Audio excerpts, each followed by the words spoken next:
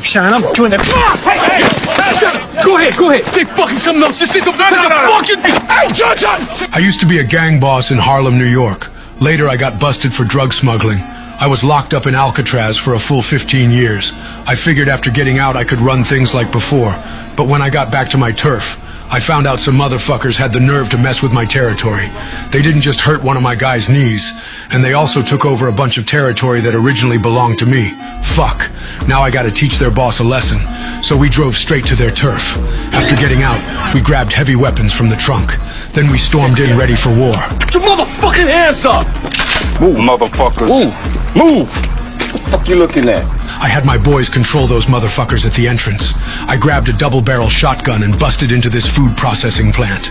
The place looked like a meat processing facility, but those guys were actually running a drug operation out of here. Right then, I walked gun in hand to the back room. Where the fuck are you? Where's Chin? You won't get off this block alive. Get Chin or blow your fucking head off. Just when I was about to make my move, Chin walked over.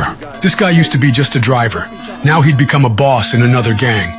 He not only mocked me in front of everyone, but he said he deliberately had Richie hurt my guy's leg. His goal was to make me afraid of him. At that moment, I spoke my mind. I get a cut of everything from 110th to 160th, just the way it was before. No. Richie Sombrano, he runs Harlem for me now. Harlem's mine. Times have changed. I have it. I fired shots on their turf. That meant I was officially declaring war on them, but they now had hundreds of guys. I wasn't a match for them right now. Then a man in a suit walked into the restaurant. I turned around to look.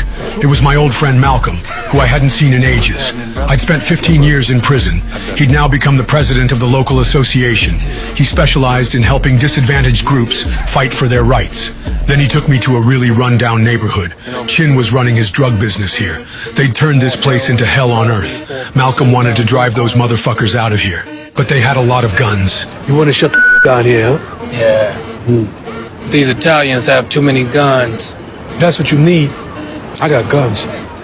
I got soldiers. We happily reached an agreement to work together. Then I had my guys do a major cleanup of this place. We burned all the drugs that had flooded into the community. We took out all the dealers selling drugs in this neighborhood. Chin became absolutely furious when he heard the news. I'd cut off their money flow. He immediately had his guys grab their weapons. Then he led his crew and drove over to cause me trouble. They stormed into the community with their guns. Then he loudly ordered Malcolm to get the hell out of his territory. That's when I walked out from behind. I pointed my finger toward the rooftop. Several snipers had them in their sights. They immediately didn't dare make a move. I told them they were banned from selling drugs in this community from now on. Otherwise, I'd